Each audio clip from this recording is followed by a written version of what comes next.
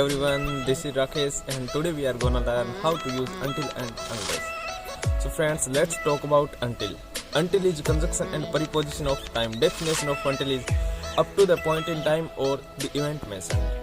For examples, first one, let's wait until rain stops.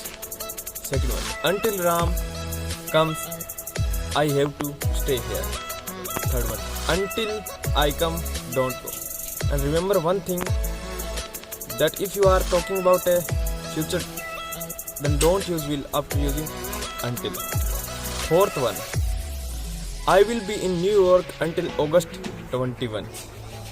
Fifth one, you don't know what is noun until you study. So friends, I hope you have understood how to use until.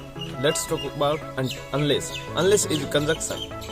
Unless means if not, as long as. Examples of unless. First one, unless you quit smoking, you will feel bad.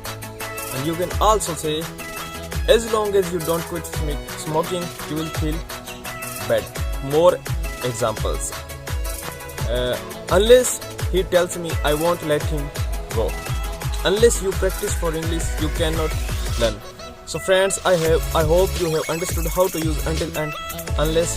Thanks everybody. See you all in our next video.